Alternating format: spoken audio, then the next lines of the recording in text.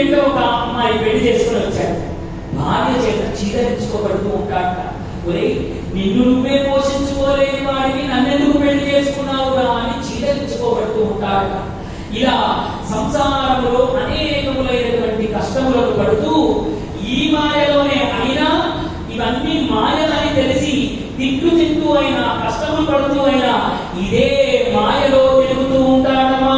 అయినా మానవునకు బుద్ధి రాదు అమ్మా, అయినా కూడా మానవునకు బుద్ధి రాదమ్మా.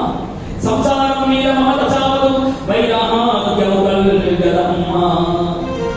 మానవునికి మమత చావదు, వైరాగ్యం కలగదు. ఇలా కాలం గడుస్తూ ఉంటే అమ్మా వృద్ధాప్యం కలుగుతుంది. వృద్ధాప్యము కలిగి వారి శరీరం అంతా రోగములతో నిండిపోతుంది.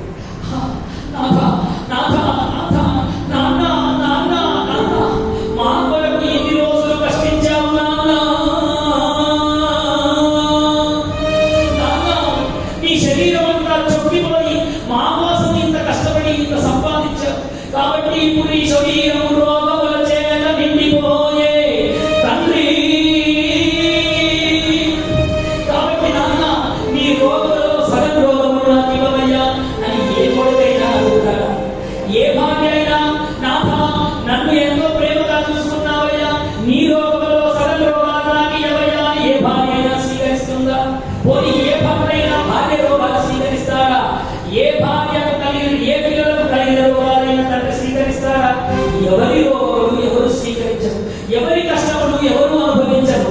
పైగా ఎప్పుడైతే వృద్ధాప్యము కలిగి శరీరము రోగముల చేత నిండి మరణ సమయం ఆసన్నమవునో, మరణ సమయము ఎప్పుడైతే ఆసన్నమైపోతుందో వీరి శరీరాన్ని కింద వేసేస్తారు. కింద వేసేసి వారి చుట్టూ భార్య పిల్లలు అందరూ కూడా చుట్టూ చేరుతూ ఉంటారు. ఆర్టిఫిషియల్ ఏర్పులు ఏడుస్తూ ఉంటారు. ఆర్టిఫిషియల్ అంటే ఏడుపు రాకుండా తీగలాడారు అంటారు కదా, అలా సీరియల్ ఏడుపులన్నీ ఏడుస్తూ ఉంటారు. ఎందుకోసమో తెలుసా? వీడు చచ్చేవాడుగా వస్తూ ఉన్నారు. పిల్లల చూపులు, ఆ భార్య చూపులు అన్ని వాడి వైపు చూస్తూ వాడిని తదేకంగా చూస్తూ ఉంటారు. ఎందుకో తెలుసా? చచ్చేవాడిని ఎలా వస్తూ ఉన్నావు, ఎక్కడెక్కడ ఆస్తులు సంపాదించావు చెప్పి చాలా చూస్తూ ఉంటారు. అయినా మానవునకు బుద్ధి రాదు అమ్మా.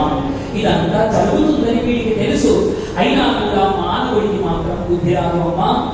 వీడు అంత్యకాల సమయమున భగవన్ నామ సంకీర్తన చేయాలన్నటువంటి కించిత్ ధ్యానం కూడా కలగదమ్మా. ఆ మరణ సమయం ఎప్పుడైతే ఆసన్నమవుతుందో వాడు నామ సంకీర్తన చెప్పాలంటే కూడా చెప్పలేనటువంటి స్థితిలో ఉంటాడు. నోట్లో నుంచి దుర్గ శబ్దం తప్ప ఎలాంటి భగవత్ నామాన్ని పలకలేడు. అందుకని మనకు పెద్దలు చెప్పారని అభ్యాసేన విద్యతే జ్ఞానం. అసలు జ్ఞానం ఎట్లా వస్తుందో తెలుసా? చిన్ననాటి నుండి నీకు అభ్యాసం ఉంటేనే వస్తుంది. చిన్ననాటి నుండి నీకు నారాయణ అన్న అలవాటు ఉంటేనే మరణకాలంలో అది అనాలని గుర్తొస్తుంది. ఓ పెద్ద జమీందారు గారు ఉన్నారట. ఆయనకు 4 పిల్లలు. 4గురిలో చిన్నవాడికి బాగా భక్తి ఎక్కువ. ఈ జమీందారు గారు బాగా సంపాదించాడు. ఆయనకు అనేక మంది భక్తి మార్గంలో ఉన్న స్నేహితులు ఉన్నారు. వాళ్ళందరూ నువ్వు ఇంత సంపాదిస్తున్నావురా, అంత్యంలో నీకు అదేమవుతుందో ఒక్కసారైనా భగవంతుడిని కీర్తించరా, భగవన్నామ సంకీర్తన అలవాటు చేసుకోరా అంటే ఆ చచ్చిన తర్వాత చూసుకున్నానులే అని వీడు వాళ్ళతో ఎడమొఖం పెడమొఖంగా జవాబులు చెబుతూ ఉంటే ఇంకా వారికి అంత్యకాలం సంభవించింది. ఎప్పుడైతే అంత్యకాలం కలిగిందో వాడిని కింద వేసేశారు. నోట్లో నుంచి అని శబ్దం వస్తోంది. భార్య పిల్లలందరూ చుట్టూ ఉంటారు. వీడున్న 4 పిల్లలలో చిన్నవాడు ఆధ్యాత్మిక భావాలు ఉన్నవాడు కాబట్టి వాడు బాగా బాధపడిపోతున్నాడు.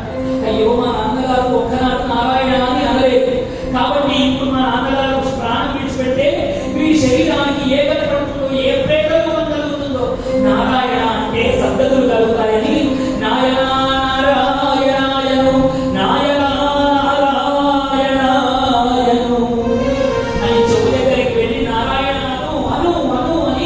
తండ్రి దగ్గరికి వెళ్ళి చెవులో చెబుతూ ఉన్నాడు.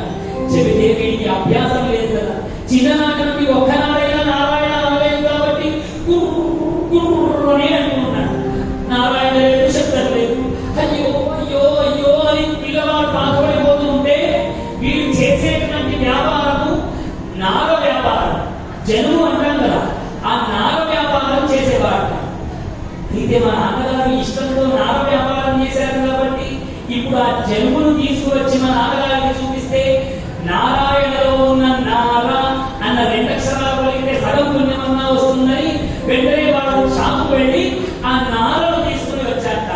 తీసుకుని వచ్చి తండ్రి గుడ్లు పైకి వేసి ఉంటే నాయనా ఇదేమి, నాయనా ఇదేమి, నాయనా ఇదేమి అని కళ్ళముద్ర అటు ఇటు పేట.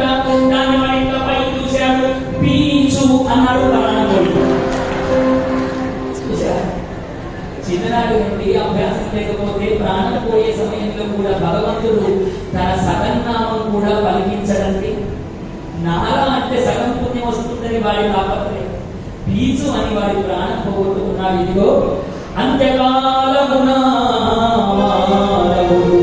భగవన్ నామ సంకీర్తన లేక అమ్మా తన గతులన్నీ అధోగతులను చేసుకుంటున్నాడు. అమ్మా ఎప్పుడైతే అంత్యకాలం వస్తుందో అమ్మా ఆ సమయమున ఇద్దరు భయంకరమైన యమదూతలు వచ్చి, యమదూతలు ఆ సమయంలో రాని వచ్చారు. ఎప్పుడైతే యమదూతలు వచ్చారో అప్పటి వరకు చుట్టూ బంధువులు మిత్రులు అందరూ కనబడుతూ ఉంటే వీడి కంటికి దృష్టి లోపం కలిగిందట. వాళ్ళెవరూ వాళ్ళెవరూ కనిపించడం లేదు.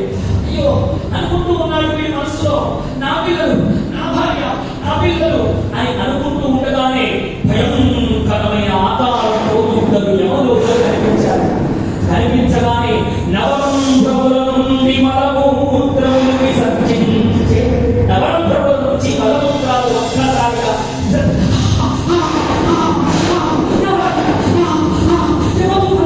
అని శరీరమంతా తప్పించుకుంటుంటే ఆ ఆకారాలను చూస్తూ ఆ రూపాన్ని చూడలేక ఏమి ఈ భయంకరమైన రూపము అని భయకంపితుడైపోతూ ఉంటాడట ఆ శరీరం చూసేటువంటి జీవుడు.